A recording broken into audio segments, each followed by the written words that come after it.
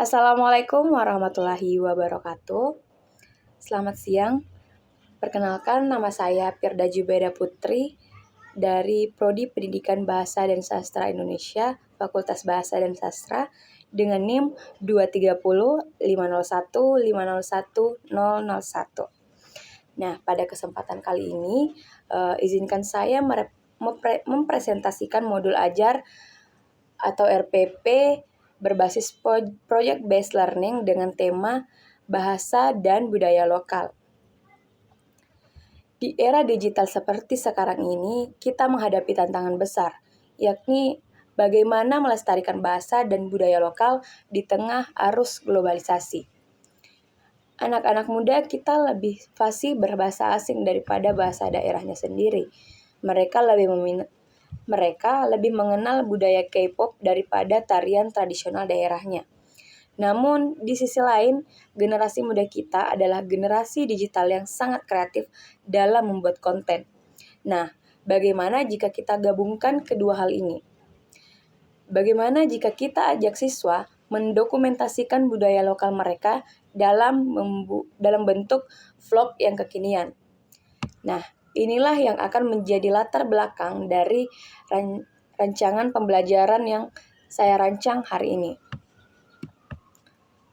Nah, modul yang saya rancang ini ditargetkan untuk jenjang SMA fase E kelas 10 dengan alokasi waktu 6 jam pelajaran yang dibagi dalam 3 pertemuan. Nah, model pembelajarannya di sini yang digunakan adalah model Project Based Learning. Nah, kenapa sih saya menggunakan Project Based Learning? Yakni karena PJBL atau Project Based Learning ini bukan sekadar transfer pengetahuan, tetapi pembelajaran bermakna yang melibatkan siswa dalam proyek nyata. Selanjutnya, mengembangkan keterampilan abad 21, yakni kreativitas, kolaborasi, komunikasi, dan critical thinking. Selain itu, juga dapat menghasilkan produk autentik yang bisa digunakan. Juga kita dapat membuat pembelajaran kontekstual dan relevan dengan kehidupan siswa. Adapun capaian pembelajaran dan tujuan pembelajarannya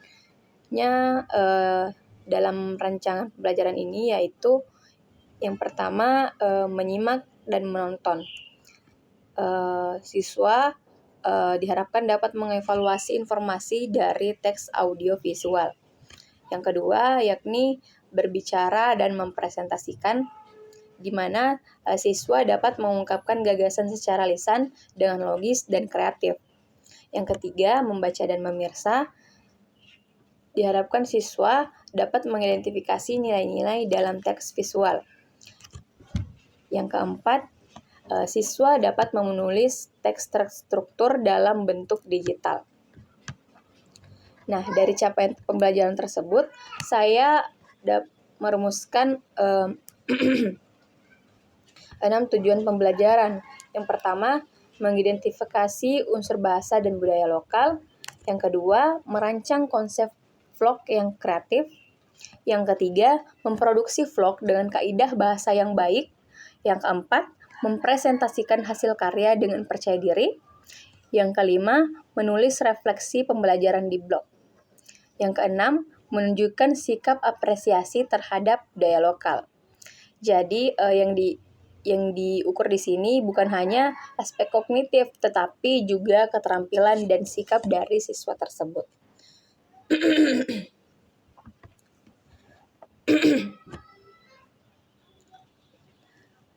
Selanjutnya, pada bagian profil pelajar Pancasila, yakni di sini saya mengintegrasikan 6 dimensi. Yang pertama, beriman, bertakwa kepada Tuhan Yang Maha Esa, dan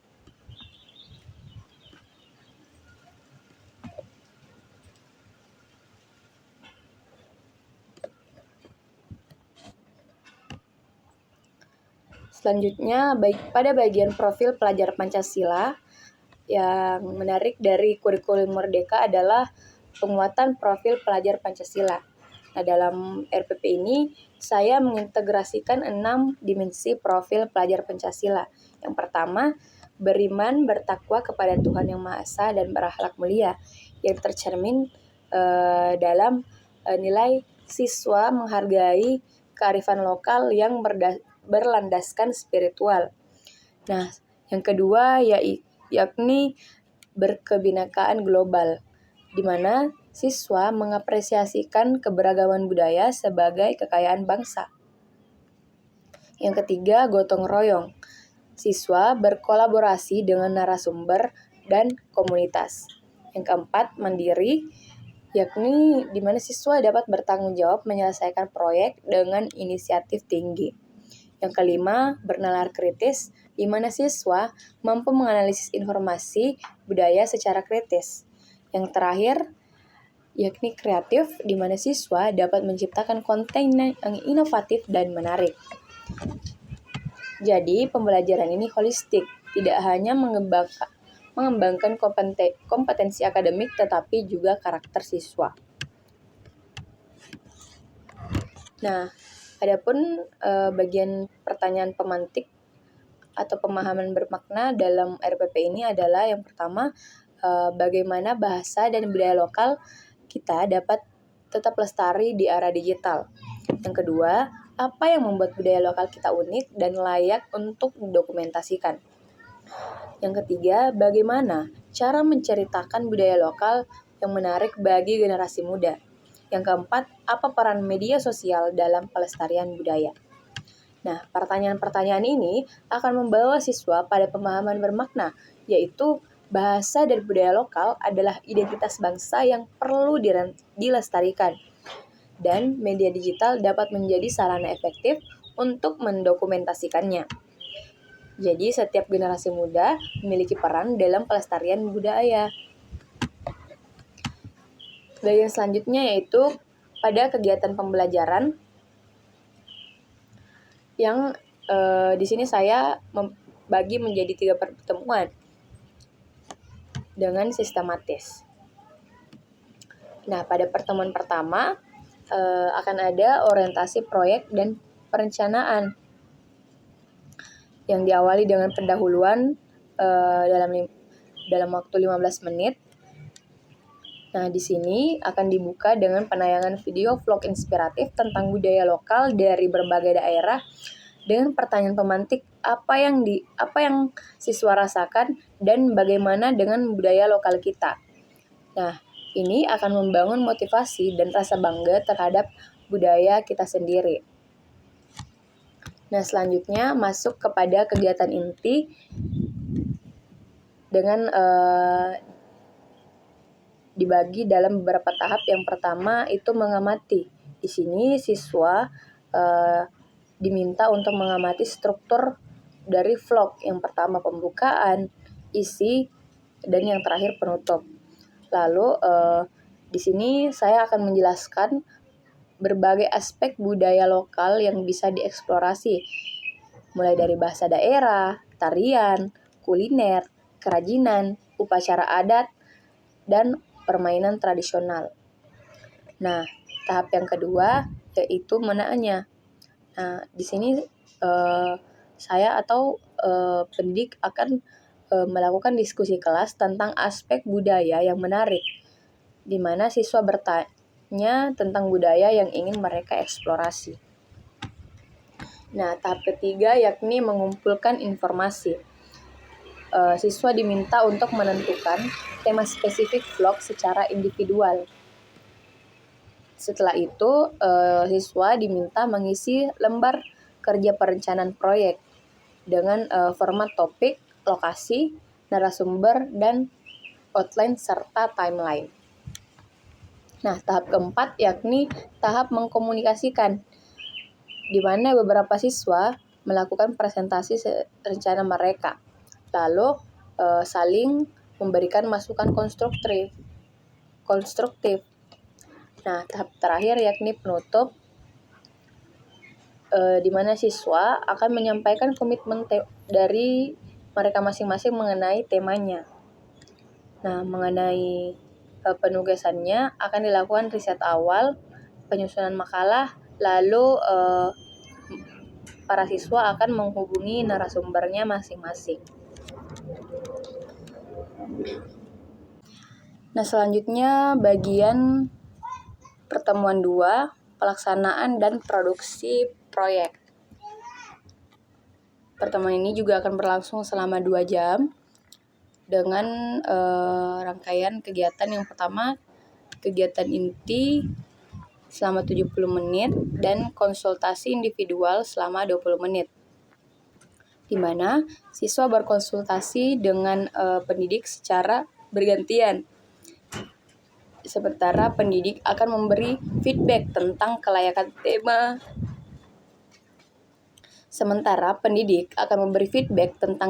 tema. Struktur narasi, dan etika perekaman. Selanjutnya juga akan ada workshop mini terkait teknik pembuatan vlog selama 40 menit.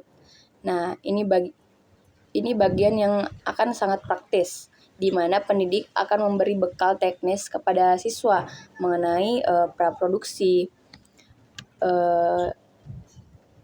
yakni riset dan pengumpulan data, penyusunan naskah, dan persiapan wawancara. Selanjutnya produksi, di mana akan ada teknik pengambilan gambar, teknik wawancara, teknik narasi, dan yang terakhir pasca produksi, di mana akan ada workshop editing video, cutting, transition, musik latar, subtitle, dan juga ekspor dengan kualitas optimal. Nah, selanjutnya siswa akan melakukan praktik dan simulasi selama 10 menit, di mana siswa akan melakukan pengambilan gambar dan simulasi wawancara secara berpasangan. Nah, sementara penugasan dalam pertemuan kedua ini, siswa akan melakukan observasi lapangan, wawancara, dan syuting di luar jam pelajaran. Nah, deadline-nya akan deadline yang akan ditentukan yaitu H-1 sebelum pertemuan 3. Nah, pada pertemuan 3 yakni presentasi hasil dan evaluasi yang akan berlangsung selama 2 jam pelajaran. Adapun rangkaian pembelajarannya yaitu yang pertama, kegiatan inti selama 70 menit, akan dilakukan presentasi dan pemutaran vlog selama 50 menit, di mana setiap siswa akan mempresentasikan vlognya yang berdurasi 5-8 menit dengan format pemutaran video, penjelasan proses, dan tanya jawab. Nah, siswa lain di sini akan memberikan apresiasi dan feedback konstruktif. Ini akan mengembangkan sikap menghargai orang lain. Nah, pada diskusi dan refleksi kelas yang akan berlangsung 15 menit, akan ada diskusi pleno tentang pembelajaran terpenting, tantangan, dan perubahan perspektif, di mana siswa akan berbagi pengalaman berkesan dan pendidik akan memberikan penguatan tentang pentingnya pelestarian budaya. Nah, selanjutnya pendidik akan memberikan penjelasan tugas mengenai refleksi dari vlognya, di mana siswa akan menulis refleksi minimal 500 kata yang mencakup proses pembelajaran, kesulitan, dan makna budaya, serta mencantumkan link vlog yang sudah dibuatnya. Nah, pada bagian 6 yakni asesmen pembelajaran yang akan berlangsung selama 4-5 menit. Di sini saya akan menggunakan 3 jenis asesmen. Yang pertama, asesmen diagnostik, yakni sebelum pembelajaran, yang bertujuan mengidentifikasi pengetahuan awal siswa tentang budaya lokal dalam bentuk kuesioner singkat dan diskusi informasi. Nah, selanjutnya terkait asesmen informatif, yakni selama pembelajaran akan dilakukan dengan observasi proses, di mana pendidik akan menilai partisipasi inisiatif, kreativitas, dan tanggung jawab. Sementara selanjutnya akan dilakukan penilaian perencanaan, kelengkapan outline, kesesuaian tema, dan kelayakan jadwal. Ini penting karena proses sama pentingnya dengan hasil. Selanjutnya yang terakhir yakni asesmen sumatif. Di sini pendidik akan menggunakan rubrik penilaian yang komprehensif dengan 4 komponen. Yang pertama, penilaian vlog 50% dengan 8 kriteria. Yang pertama, konten dan substansi, kesesuaian tema, struktur narasi, kebahasaan, teknik visual, kreativitas, pesan budaya, dan durasi. Nah, selanjutnya akan ada penilaian presentasi yakni 20%,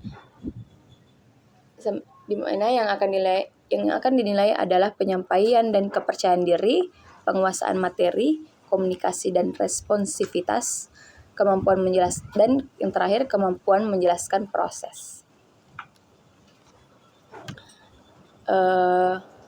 Penilaian selanjutnya yaitu penilaian refleksi dari vlog. Yang pertama, ke dalam refleksi, kedua, sistematika dan struktur, ketiga, kebahasaan, dan yang terakhir, kelengkapan konten. Selanjutnya akan ada penilaian sikap yang akan menjadi penilaian sebanyak 10%. Di sini yang akan dinilai adalah dimensi profil pelajar Pancasila dari para peserta didik.